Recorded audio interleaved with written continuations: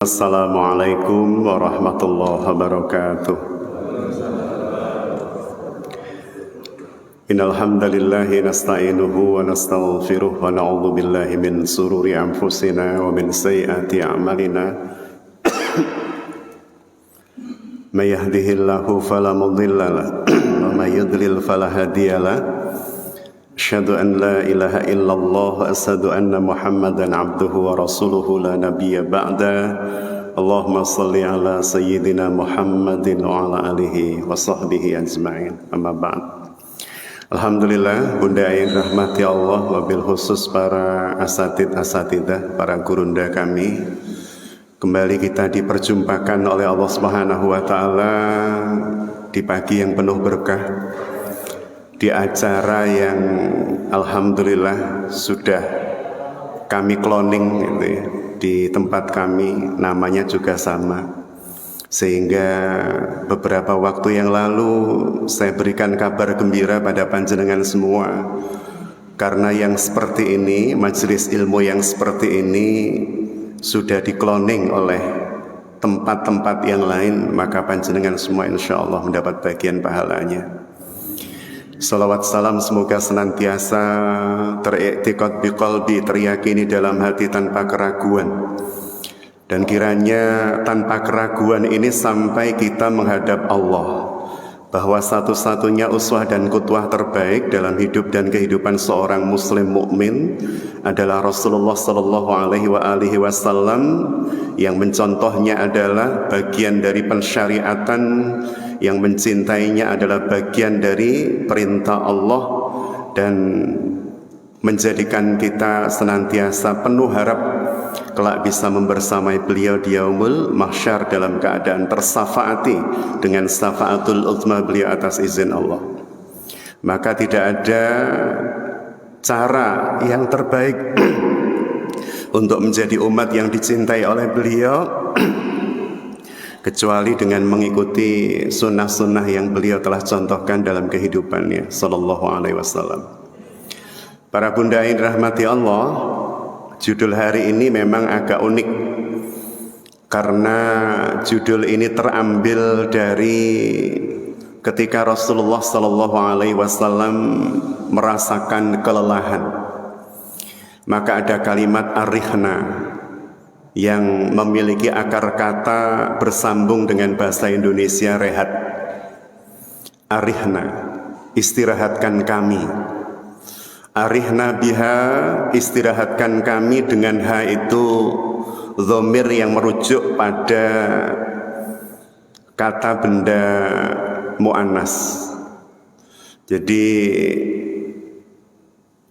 Rasulullah sallallahu alaihi wasallam menyampaikan kepada Bilal bin Rabbah radhiyallahu an ketika beliau merasakan kepenatan, merasakan rasa capek yang luar biasa ya, dengan kalimat arihna biha ya Bilal.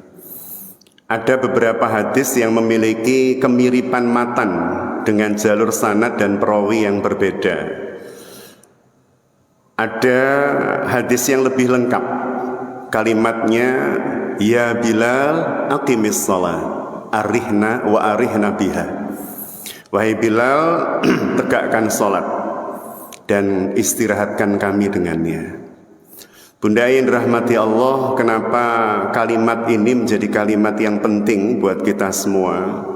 Karena hari ini banyak manusia yang mengalami kelelahan, wabil khusus kelelahan psikis, wabil khusus kelelahan jiwa, sehingga kemudian mereka harus diistirahatkan dengan cara istirahat yang benar.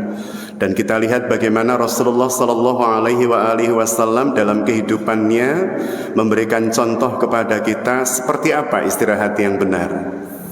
Tentu tak dalam rangka berbicara dalam sudut pandang medis, karena panjenengan pasti jauh lebih paham dibanding kami. Tetapi kami coba kutipkan dari beberapa asar yang mengkisahkan tentang betapa pentingnya konsep rehat spiritual itu. Dan Rasulullah SAW mengajarkan kita atau kepada kita melalui hadis ini. Terawali hadis ini dari sebuah peristiwa yang menghubungkan 3 masjid yang sangat agung, yang Rasulullah Sallallahu Alaihi Wasallam tidaklah meminta kita untuk ziarah, untuk berkunjung kecuali ketiga masjid ini. Dan kita pasti sudah sangat mafhum yang dimaksud oleh Rasulullah Sallallahu Alaihi Wasallam tersebut adalah Masjidil Haram, kemudian masjidku kata Rasulullah An-Nabawi, kemudian yang ketiga adalah Al-Aqsa. Kalau kemudian saya harus memposisikan ketiga masjid ini dalam bahasan atau maudhu kali ini, maka Al-Aqsa tidak saya posisikan di posisi ketiga, tapi posisinya ada di posisi kedua. Masjidil Haram, kemudian Al-Aqsa, dan setelah itu An-Nabawi. Dari mana kemudian cara pandang seperti ini itu bisa muncul? Dari sirah Nabawiyah, dari kehidupan Rasulullah Sallallahu Alaihi Wasallam, dari sebuah peristiwa besar yang biasa kita peringati di bulan Rajab, wabil khusus di tanggal 27-nya.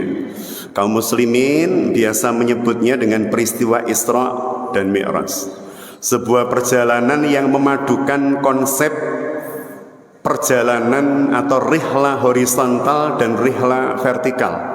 Jadi bagaimana kemudian Allah Subhanahu wa taala mengajarkan bahwa kehidupan kita itu akan senantiasa menjadikan kita terhubung secara horizontal dengan sesama manusia dan terhubung secara vertikal dengan Allah Subhanahu wa taala. Isra pada horizontalnya dan Mi'raj pada vertikalnya.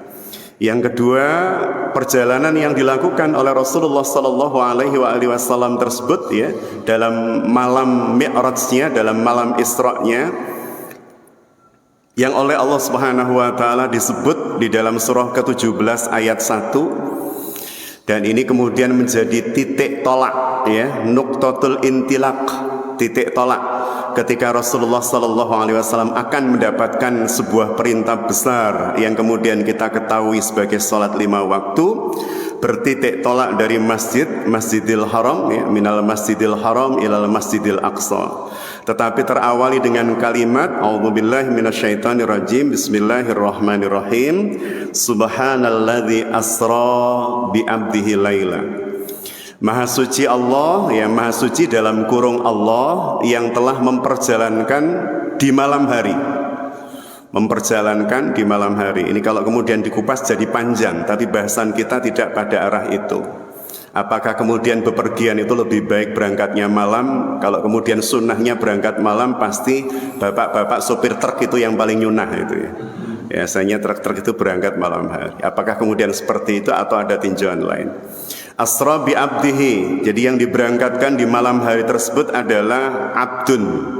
Dan kita tidak pernah mengenal yang disebut abdun dalam Al-Quran maupun sunnah atau dalam definisi bahasa Arab bagi yang memahami lughatul Arabiyah secara baik ya. Kalau saya bukan ahli bahasa, saya cuma nyuplik pendapat para ulama bahwa ketika makhluk itu disebut abdun, maka pasti menyertakan bukan hanya ruhnya tapi juga fisik atau jasadnya, baru dia disebut abdun. Begitu pendapat Ibnul Qayyim Al-Jauziyah dalam kelengkapan tarikh Sirah Nabawiyah, tarikh Muhammad sallallahu alaihi wasallam.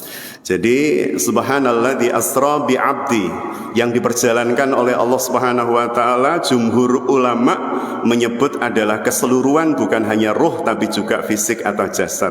Tetapi ada tinjauan lain yang kemudian menjadikan kalimat ya Bilal arihna biha itu menjadi ketemu ya, menjadi ketemu pentingnya adalah ketika kita kaitkan dengan perintah yang nanti akan Rasul dapatkan, yakni sholat 5 waktu. Berkaitan dengan itu ada sebuah makalah yang masyhur sebagai hadis. Jadi ini sebagai makalah yang kemudian masyhur sebagai hadis. Kalimatnya adalah as-salatu mi'rajul mu'minin. Salat itu adalah mi'rajnya seorang mukmin, dan kita tahu dalam perjalanan horizontal dan vertikal tadi bahwa Mi'raj itu adalah perjumpaan Allah dengan Sang Maha Kekasih, yakni Allah Subhanahu wa taala di Sidratul Muntaha, sebagaimana penjelasan Allah dalam Al-Qur'an surah An-Najm ayat 13 sampai 18. Jadi Rasul langsung berjumpa dengan Allah Subhanahu wa taala, meskipun ikhtilaf di antara para alim ya, para ulama, para mufassir, apakah ketemunya itu dengan hijab atau tanpa hijab, wallahu a'lam bishawab. Itu memang sudah ikhtilaf sejak masa sahabat dulu hingga ulama-ulama mufassir mutakhir ya, mukallaf. Jadi bagaimana kemudian Rasulullah sallallahu alaihi wasallam langsung berjumpa dengan Allah dan kemudian mendapatkan perintah salat 5 waktu. Kaitannya abdun, kemudian sholat 5 waktu. Kaitan ketiganya setelah itu baru kita rangkai dengan hadis tadi. Yang ketiga, tidak ada perintah ibadah di dalam Islam yang tidak berkaitan dengan implikasi perbuatan. Jadi secara umum ketika Allah dan Rasulnya memerintahkan sesuatu, maka target dari ibadah atau ujung dari ibadah itu adalah perubahan pada perilaku manusia. Apakah berkaitan dengan saum di bulan Ramadan, zakat yang dilaksanakan baik fitrah maupun zakat mal ya. Demikian pula dengan ibadah yang lain termasuk yang kita bicarakan hari ini berkaitan dengan sholat dan bagaimana Rasulullah membangun peradaban dari sana. Jadi bagaimana kemudian Allah Subhanahu wa taala menjelaskan di dalam Al-Qur'an di surah Al-Ankabut ya, ayat 45 tentang fungsi instrumen salat. Jadi dia salat ini memiliki fungsi instrumentasi. Dia bisa menjadi alat yang merubah keadaan dan kondisi manusia. Allah Subhanahu wa taala menyampaikan a'udzubillahi minasyaitonirrajim utlu ma ukhiya ilaika minal kitabi wa aqimis shalah dan tegakkan salat. Innas salata tanha anil fahsya'i wal munkar. Karena sesungguhnya salat di sini menggunakan alif lam. Jadi kita mengenal bentuk nakirah dan ma'rifat.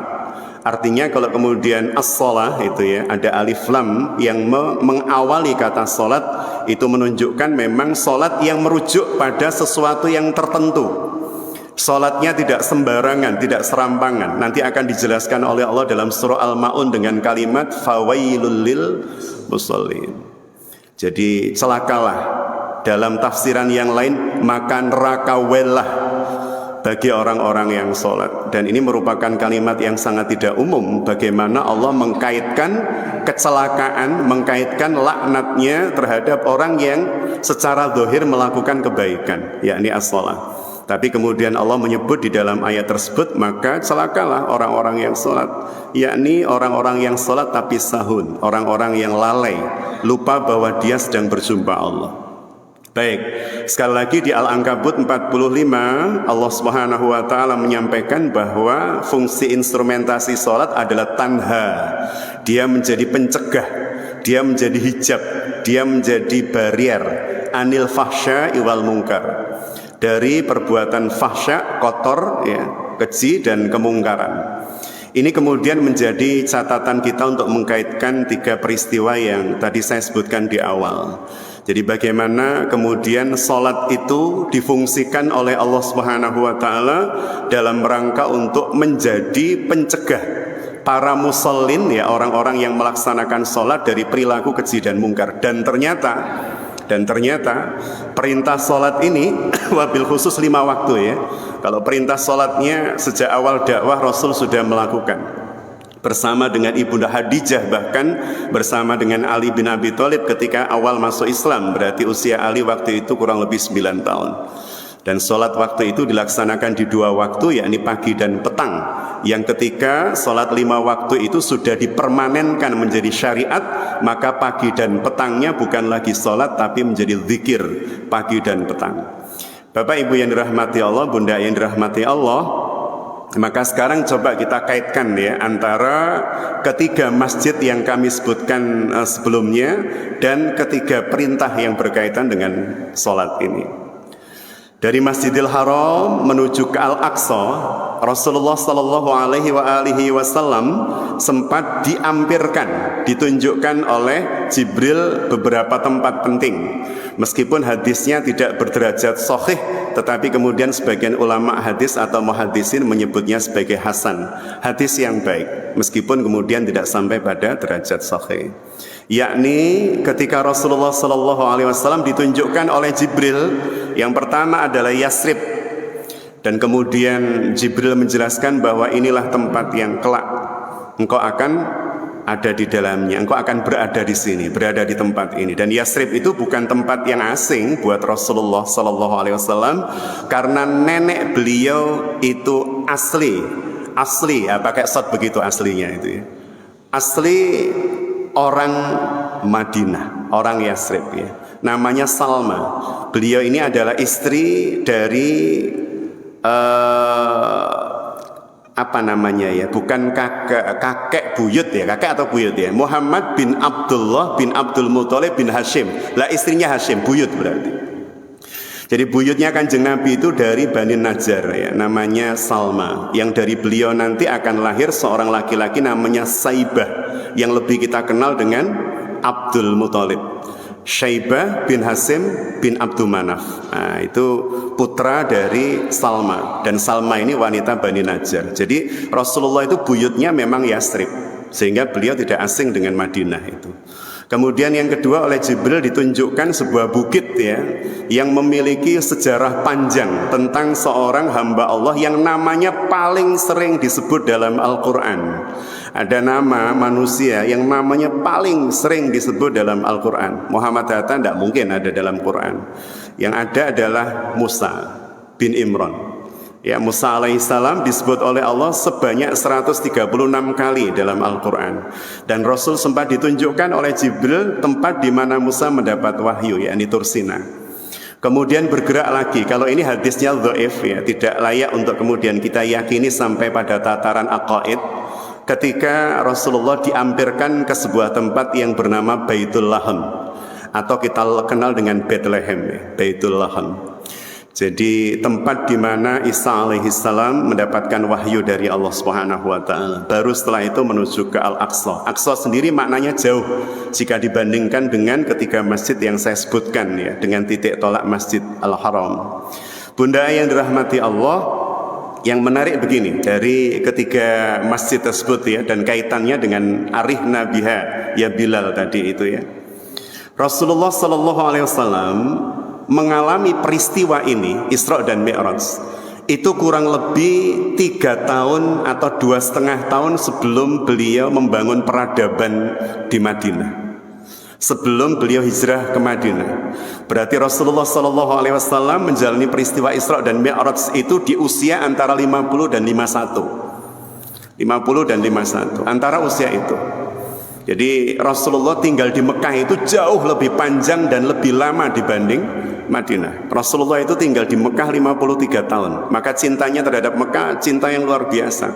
Ketika beliau harus meninggalkan Mekah itu sempat menangis, bahkan sempat mengatakan, seandainya Allah sungguh cintaku padamu wahai Mekah, seandainya Allah tidak memerintahkan aku hijrah dan kaumku tidak mengusirku, maka aku akan tetap di sini. Itu yang kemudian menjadi dasar ya, bahwa mencintai tanah air itu bagian dari yang disunahkan, karena Rasulullah itu mencintai Mekah memang luar biasa. Jadi dalam peristiwa Isra dan Mi'raj tersebut, Rasulullah Sallallahu Alaihi Wasallam usianya kurang lebih 50 sekian tahun, dan itu beberapa tahun sebelum hijrahnya beliau. Dan kita tahu dari penanggalan yang sampai hari ini kita pakai, hari ini mungkin 28 Rabiul Akhir 1443 Hijriah, kita menggunakan konsep penanggalan itu, dan kemudian di ujung tahun itu ada tulisan H Hijriah begitu. Itu kan menunjukkan pada kita betapa pentingnya peristiwa hijrah itu. Sehingga kemudian Sayyidina Umar bersama para sahabat besar ya, kibarus sahabat, itu kemudian memutuskan bahwa hijrah menjadi titik tolak penanggalan dan penaunan. Itu berarti para sahabat sangat memahami betapa penting esensi hijrah untuk peradaban Islam itu. Dan subhanallah, ternyata peradaban Islam yang bernama hijrah pada awalnya itu diawali dengan sebuah peristiwa besar yang bernama Isra dan Mi'raj. Sehingga kemudian para alim menyepakati bahwa inilah pilar, sebenarnya pilar yang Allah letakkan kepada para sahabat, wabil khusus Rasul, untuk kemudian hijrah itu menjadi layak. Hijrah itu menjadi layak dilakukan ketika umat ini sudah memiliki kekuatan untuk melakukannya. Dan kekuatan itu didapat ketika Rasul pulang dari Mi'rajnya. Ketika beliau mendapat perintah sholat 5 waktu, berarti ini adalah instrumen terpenting untuk mempersiapkan figur-figur orang-orang person-person yang akan hijrah. Jadi untuk membangun sebuah peradaban itu berarti salah satu hal yang sangat penting adalah melakukan perubahan karakter. Dan perubahan karakter itu dilakukan oleh langit terhadap bumi, oleh Allah terhadap hambanya melalui instrumen ibadah yang namanya sholat tadi itu. Sholat. Jadi 5 waktu diberikan dulu sebelum hijrah, karena hijrah ini butuh orang-orang yang tangguh, orang-orang yang luar biasa, orang-orang yang siap lahir dan batin. Maka kemudian diolah dulu ini selama kurang lebih 2,5 tahun. Dengan apa? Dengan sholat. Karena tadi sudah disampaikan oleh Allah, pribadi musallin, ya para pelaku sholat, itu adalah orang-orang yang tanha anil fahsya iwang mungkar. Jadi sebelum kemudian dihadirkan manusia-manusia pilihan ini, digodok dulu dengan apa yang disebut dengan sholat itu. Mereka dikenalkan dengan jenis ibadah yang 5 waktu dilakukan bernama sholat. Bahkan kemudian tidak disunahkan, tidak menjadi hal yang mustahab, tapi bahkan wajib. Melaksanakan 5 waktu berarti kita faham dan tahu Allah tidak akan pernah mewajibkan sesuatu kalau tidak sangat urgen. Tidak mungkin. Allah itu tidak akan pernah mewajibkan panjenengan dan saya melakukan sesuatu jika itu tidak sangat penting. Dan kemudian ibadah ini menjadi ibadah yang luar biasa, karena hitungannya bukan mingguan, hitungannya bukan tahunan, tapi hitungannya harian. Dengan jumlah yang Masya Allah 5 kali kita diwajibkan. Jenengan mau mengucapkan tasbih, tahmid, tahlil, takbir itu nggak ada kewajiban. Jenengan mau ucapkan itu, nggak mengucapkan itu dalam sehari juga nggak dosa. Tapi kalau kemudian kita bicara sholat, ya, jenengan meninggalkan puasa Senin Kamis tidak ada dosa. Tapi kalau kemudian kita berbicara tentang sholat yang 5 waktu ini, meninggalkan sekali saja itu dosanya nggak bisa dibayar dengan apapun, kecuali atas apa yang memang Allah kehendaki kepada kita. Jadi jenengan kok mau membayar sholat duhur wajib yang ditinggal dengan sholat sunnah berpuluh-puluh kali nggih mboten saged. Artosipun ini memang hal yang sangat urgen, teramat sangat penting. Saking pentingnya sholat ini yang 5 waktu ini, maka kemudian yang pertama proses pewahyuannya juga istimewa. Tidak kemudian dititipkan kepada Jibril. Biasanya titip Jibril kan Allah, puasa titip Jibril gitu kan, Al-Baqarah 185. Kalau kita biasa menyebut 183, tapi kalau khusus Ramadan kan syahrul Ramadan itu di 185. Begitu penjelasan Dr. Ali As-Sobuni, ya, Profesor Dr. Ali As-Sobuni dalam Al-Ayatul Ahkam.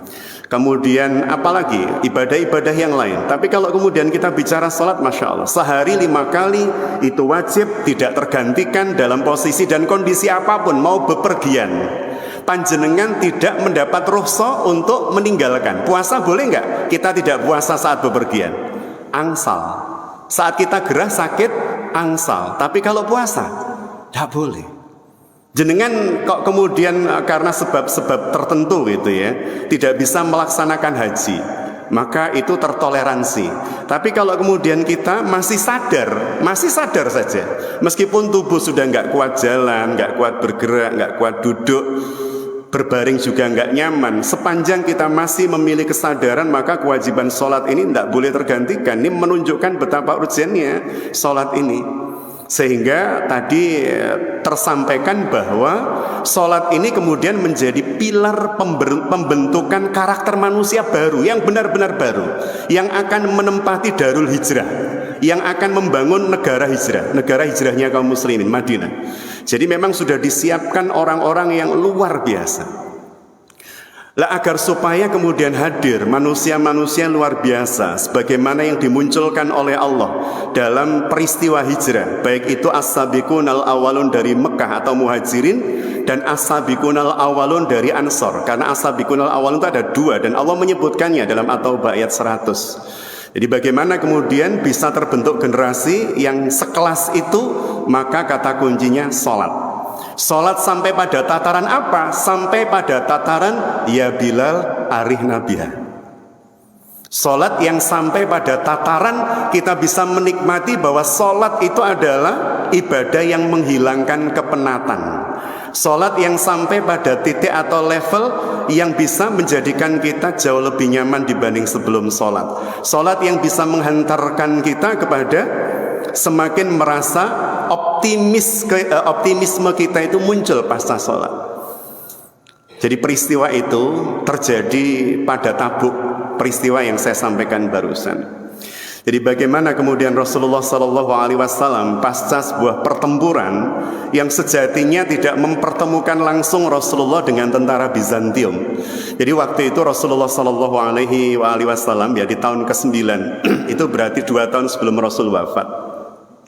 Beliau mendengar bahwa Raja Bizantium itu ya yang diwakili oleh Heraklius waktu itu mengerahkan pasukan untuk membendung gerakan Madinah, membendung gerakan dakwah ekspansifnya Madinah. Karena Madinah waktu itu sudah sampai Khaybar. Khaybar itu beberapa ratus kilo sudah nyampe Tabuk itu kan, dan Tabuk itu adalah batas teritorial Bizantium atau Eropa Timur. Ya, atau Romawi Timur lebih tepatnya, bukan Eropa Timur, Romawi Timur. Kalau Romawi Barat ibu kotanya di Rum, kalau Bizantium Romawi Timur ibu kotanya di Konstantinia atau Konstantinopel. Jadi waktu itu Rasulullah mendengar berita dari tilik sandinya, dari intelijen bahwa Bizantium itu sudah nyampe di Tabuk. Ya, dalam rangka untuk menghentikan gerak dakwah Madinah. Saya tidak berbicara ekspansi dalam arti perang, tapi dakwah. Rasul menyebarkan dakwah terus gitu ya. Sampai kemudian Khaybar terkuasai. Ketika kemudian Khaybar menjadi muslim, bahkan Rasul mendapat istri dari Khaybar, wanita Khaybar, bangsawan Khaybar ya, putri dari dedengkot Yahudi namanya Huyai al-Akhtab. Ini orang top leadernya Yahudi ya, yang menggerakkan orang-orang Yahudi di Khaybar itu setelah terusir dari Madinah. Itu putrinya nanti dinikahi Rasul, namanya Sofia binti Huyai al-Akhtab. Jadi beliau ini radhiyallahu anha, beliau ini menjadi bagian dari ummahatul mukminin, salah satu ummul mukminin kita. Dan ketika Rasulullah SAW sampai Khaybar itu Bizantium sudah gemerget gitu ya.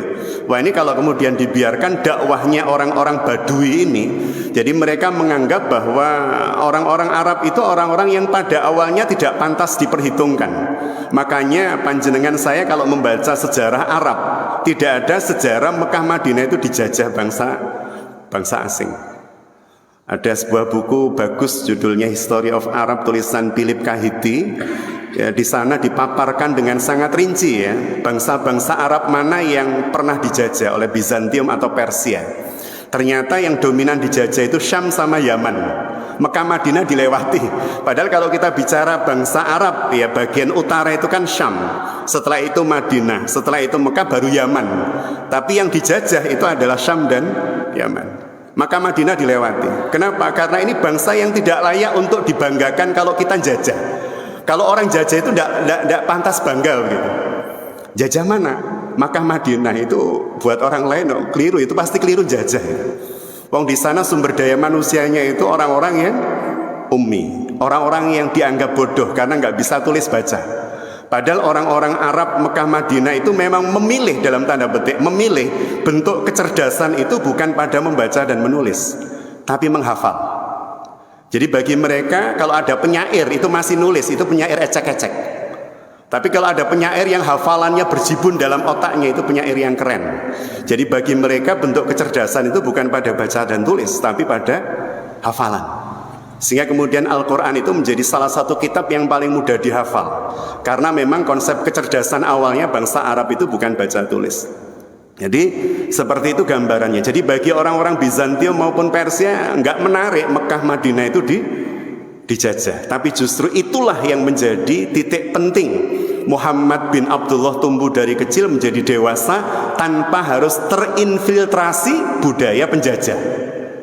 Kalau Indonesia kinten-kinten masyarakat atau rakyat masih atau tidak terpengaruh oleh budaya penjajah, Bapak Ibu? Masih. Bahkan ada yang sangat kuat gitu kan, konsep feodal kehidupannya itu masih sangat kuat. Tapi kalau Mekah Madinah itu tidak ada infiltrasi budaya dari penjajah karena memang nggak pernah dijajah. Dan itu kemudian menguntungkan tumbuh kembangnya Rasulullah SAW sebagai pembawa risalah. Dan orang-orang Mekah Madinah itu memang Beduin. Kalau Allah menyebut dalam Al-Quran Al-A'rabi itu ya Badui, orang yang nomaden, orang yang sulit diatur. Konon kabarnya saya dapat informasi waktu itu dari Ustadz Syahabuddin, Ketika diajak untuk keliling-keliling termasuk ke Badar di daerah salah satu daerah 97 km dari Madinah menuju Mekah. Jadi waktu itu Raja Abdullah, masih Raja Abdullah sebelum Raja Salman, itu memasang listrik ke rumah orang-orang Badui, kan pindah-pindah sehingga tempatnya itu kita lihat ya tidak permanen memang kan. Ketika kemudian dipasang arus listrik gitu ya dari jalan raya ke rumah-rumah mereka, itu oleh mereka diputusi. Jadi mereka justru nggak nyaman hidup dengan yang seperti itu. Mereka itu jauh lebih nyaman melihat bintang atau bulan di malam hari dibanding lampu-lampu itu. Dan ini sejatinya sesuatu yang Masya Allah, sesuatu yang sejatinya mendekatkan seseorang untuk lebih takjub dengan kemahakuasaan Allah. Kita dulu waktu kecil, mohon maaf ini ngomong sebentar tentang konsep bahasa Arab kuno, orang-orang Arab kuno. Jadi kita dulu Bunda Ayah waktu kecil ya, yang usianya 50 ke atas mungkin ya, itu masa kecil kita itu kan menjadi pengagum bintang, pengagum bulan. Jadi rasanya dengan listrik yang teramat sangat minim, itu benar-benar kita mengagumi langit, dalam tanda petik ya, mengagumi langit. Melihat langit itu sesuatu yang sangat mempesona. Tapi semakin hari keindahan langit itu semakin tergerus oleh beragam lampu yang muncul dengan warna yang macam-macam dan seterusnya. Orang Baduy itu tetap ingin mengagumi alam. Jadi sejatinya ini yang kemudian mendekatkan, lebih mudah mendekatkan bangsa Arab ya dalam tanda petik Makkah Madinah itu dengan Allah Subhanahu wa taala. Jadi Bunda yang dirahmati Allah, kata kunci dari hijrah ke Madinah adalah Isra Mi'raj. Salah satu kata kunci terpenting, Isra Mi'raj, yang di dalamnya ada perintah melaksanakan sholat 5 waktu, yang hukumnya wajib, tidak boleh ditinggal. Dalam rangka apa? Membentuk karakter orang-orang yang tanha anil fahsya'i wal munkar, karena mereka akan menjadi pendiri peradaban baru di Madinah. Dan untuk menjadi pendiri peradaban baru di Madinah, membangun sebuah bangsa yang kemudian nanti akan ditakuti oleh Bizantium dan Persia, bukan karena barbarnya, dulu dianggap barbar gitu kan, tapi justru karena ekspansi yang penuh dengan etika. Ya, coba jenengan kalau kemudian berbicara atau membaca sejarah, mungkin sulit bagi kita kemudian mendapat kalimat ini, ekspansi yang penuh dengan etika. Sifatnya ekspansif dakwah Islam itu, tidak dengan kekerasan. Menjadi muncul kekerasan ketika memang dilawan atau ditantang atau ingin dihancurkan gitu ya.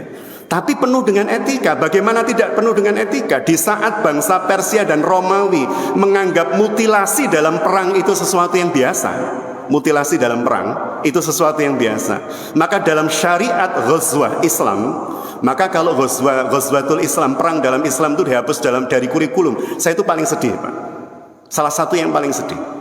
Kalau kemudian perang-perang Rasul itu dihapus dari kurikulum, saya itu merasakan kepedihan yang luar biasa. Karena ada banyak etika yang diajarkan oleh Allah itu melalui perang-perang itu. Rasul itu kalau mau bertempur, pesannya itu panjang. Coba kita baca sirah itu. Rasul itu kalau kemudian memimpin perang itu pesannya panjang. Dari mulai jangan bunuh anak-anak, jangan bunuh orang tua, jangan bunuh wanita, jangan rusak tanaman, pepohonan, jangan tebangi, jangan bunuh ternak-ternak. Saya itu Masya Allah, kenapa kemudian harus dihapus? Kalau kemudian dianggap ada yang kurang tepat, maka mungkin pada proses atau cara pengajarannya, cara penyampaiannya. Jadi perang dalam Islam itu perang yang kemudian penuh makna. Di saat kemudian kurikulum tentang peperangan Islam harus dihentikan, film-film box office itu semakin keras dan kasar. Dan itu ditonton oleh semua orang, oleh banyak orang, bukan semua, banyak orang di negeri ini, banyak anak muda. Gini mboten. Film-film itu semakin tidak punya etika, semakin sadis gitu ya. Saya beberapa kali mencoba untuk masuk di dalam catch play itu ya, melihat beberapa film, cuplikan-cuplikan, sadisnya luar biasa. Di saat yang sama kemudian kurikulum perang dalam Islam mau dihapus. Padahal justru inilah pertempuran yang paling beradab dan beretika yang diajarkan oleh Islam. Bagaimana menjaga lawan ketika sudah takhluk, sudah nyerah. Usamah ya, jenengan pasti sering dengar kata Usama bin Zaid.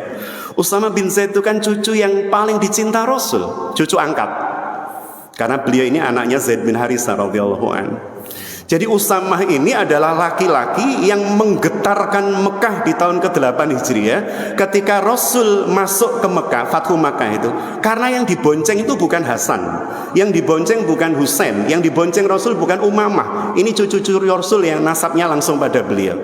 Tapi yang dibonceng di atas unta Qaswa milik beliau adalah Usamah bin Zaid bin Harisah radhiyallahu anhuma. Yang waktu itu usianya menjelang 16 tahunan. Karena Rasul meninggal usianya 19 tahun.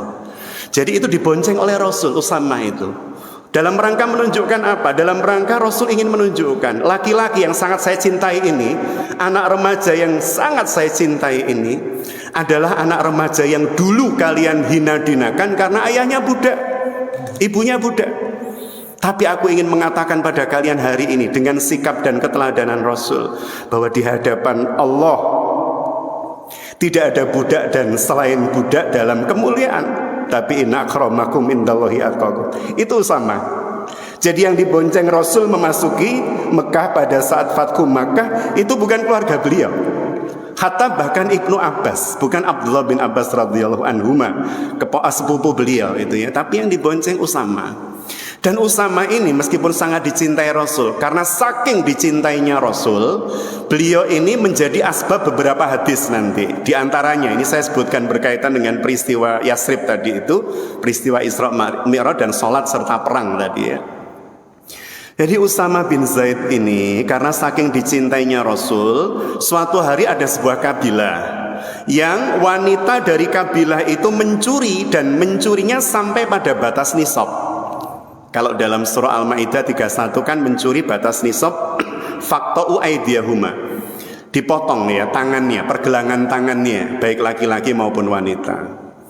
Kemudian mereka berunding, waduh ini keluarga kita loh, ini keluarga bangsawan kita, masa kemudian harus dihukum seperti itu, tidak layak. Maka kemudian mereka berunding, siapa yang kita minta untuk minta keringanan pada Rasul. Nah, coba kita bayangkan ya, waktu itu pun sudah ada model-model seperti itu. Karena merasa pejabat, karena merasa bangsawan ya, yang tidak layak dihukum sebagaimana orang pada umumnya, begitu, rakyat jelata, akar rumput dan seterusnya. Cobalah dilobi Rasul itu. Kalau kita ngelobi harus milih orang yang paling dekat dengan Rasul. Sudah mikir begitu waktu itu, 1400 sekian tahun yang lalu. Maka mereka tertuju pada nama Usamah. Usamah ini yang sangat dicintai Rasul, kita pilih Usamah. Maka mereka mendatangkan Usamah bin Zaid bin Harisah radhiyallahu anhuma, kemudian bicara kasusnya seperti ini. Cobalah Usamah, masa Rasul tidak tersentuh kalau kamu yang bicara. Maka Usamah bin Zaid kemudian mengatakan, keputusan tetap pada Rasul, tapi saya akan usahakan. Tidak dengan menyuap, tidak dengan apapun, tapi beliau memang menyebutkan, mengatakan apa adanya. Usamah bin Zaid datang kepada Rasul, kemudian menyampaikan keinginan, ya Rasulullah, wanita itu wanita baik. Karena satu dan lain hal, mungkin salah satu orang yang mengidap kleptomania di masa itu. Orang klepto itu kan, ya meskipun kaya berada cukup, kadang ngutil itu jadi hobi gitu kan. Saya jadi ingat petenis nomor 1 dunia beberapa 11 tahun silam, namanya Jennifer Capriati, itu tertangkap karena ngutil. Padahal petenis nomor 1 dunia yang kekayaannya luar biasa, itu kleptomania. Nah ini orang klepto di masa itu. Maka kemudian apa jawaban Rasul? Dan ini menjadi hadis, itu kan jadi sunnah yang sekarang kita pegang. Kalimat Rasul yang pertama untuk menunjukkan bahwa cintanya Rasul pada Usamah itu tidak boleh mengalahkan cinta Rasul pada Allah. Cintanya Rasul pada Usamah, bahkan jika dibandingkan cintanya Rasul pada seorang manusia yang lain, itu nggak bisa dibandingkan. Rasul mengawali dengan kalimat yang menyebut nama orang tersebut. Ini yang bahkan paling aku cintai. Rasul mengawali kalimat hadisnya dengan laukana Fatimah binta Muhammad. Bahkan seandainya Fatimah, wanita yang anak yang menjadi belahan jiwaku, anak yang kemudian menjadi sosok yang sejarah menyebut Ummu Abiha, ibu buat ayahnya, karena saking dekatnya dengan Rasul. Bahkan Ibunda Aisyah mengatakan, tidaklah aku melihat seseorang yang wajah tubuh perawakannya dan cara jalannya mirip dengan Rasul kecuali itu ada pada Fatimah. Rasul nyebut itu. Bahkan seandainya Fatimah yang mencuri, maka akulah yang akan memotong tangannya. Jangankan wanita dari kabilah itu, wahai Usamah, Bahkan seandainya putriku yang paling aku cintai, yang paling aku sayangi, itu mencuri sampai pada batas nisab, aku yang akan potong tangannya. Ini kepala negara sekaligus qadhi yang Masya Allah, yang luar biasa. Karena beliau selalu membandingkan keadilan itu bahkan pada orang-orang yang paling beliau cintai. Ini satu, berkaitan dengan itu. Yang kedua, berkaitan dengan etika perang tadi itu ya. Usamah ini pernah menjadikan Rasul itu merah padam wajahnya. Rasul itu kalau marah, kata Ibunda Aisyah, sangat bisa dilihat dari wajah beliau karena berubah merah. Saking putihnya kulit beliau. Kalau misalnya saya kan kalau marah jadi merah hati gitu. Jadi karena memang hitam campur merah. Nah, Rasulullah itu dari wajahnya. Waktu itu Rasul sangat marah karena Usamah bin Zaid ini membunuh orang dalam perang yang sudah bersahadat. Jadi ini lawannya gitu ya.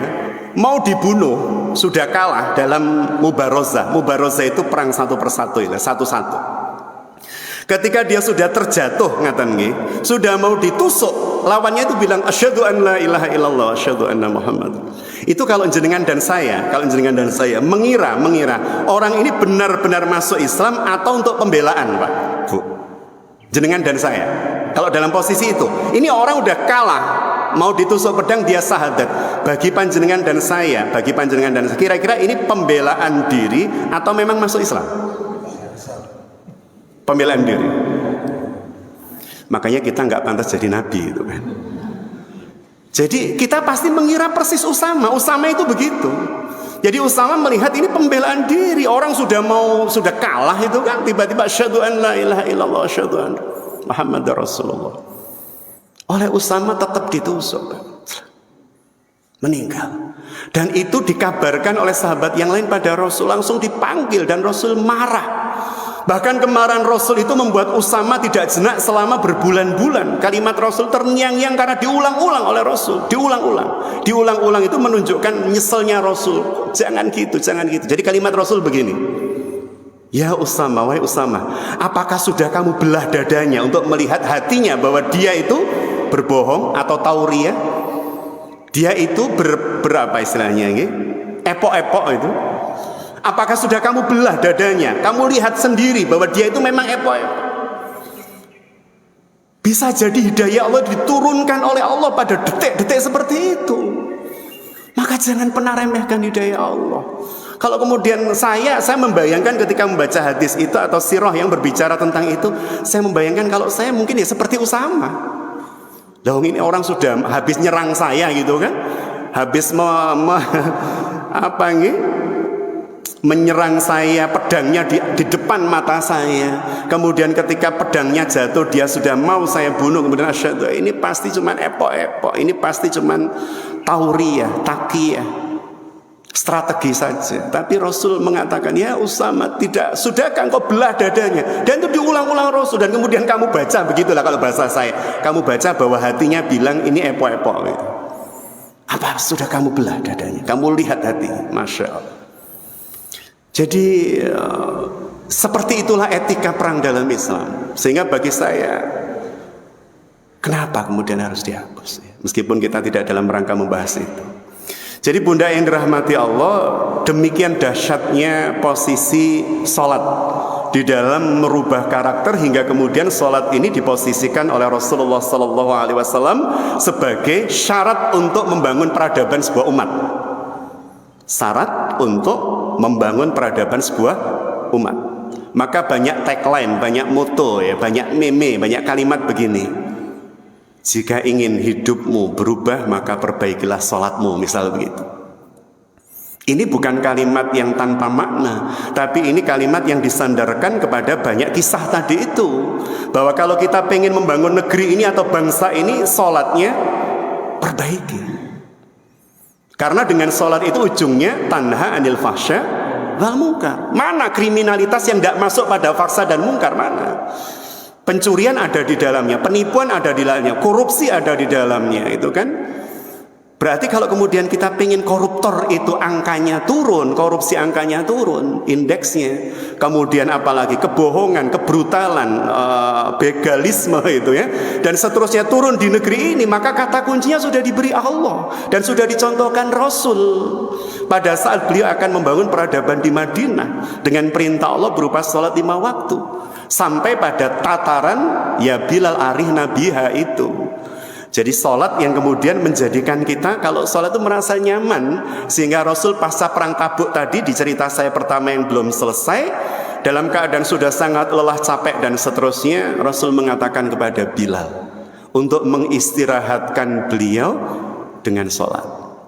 Masuk waktu sholat, aqimis sholat. Wahai Bilal, tegakkan sholat. Maksudnya suarakan adzan, karena beliau muadzinnya Rasul. Suarakan adzan, suarakan iqamat, arihna biha, dan istirahatkan kami dengan sholat itu. Masya Allah. Kalau kita mau sholat begitu, sholat, sik mama cik kesel ya. Bukan istirahatkan mama dengan sholat, enggak. Atau istirahatkan ayah dengan sholat, enggak. Ya, sholat rumin, sik kau kesel, kalau gak kesel tak sholat. Tapi Rasul mengajarkan sholat yang bisa membangun peradaban adalah sholat yang sampai pada level itu. Sholat yang sampai pada level arihna biha ya Bilal. Istirahatkan aku Bilal. Aku capek Bilal, aku lelah Bilal, maka istirahatkan aku dengan sujud dan rukuk pada Allah.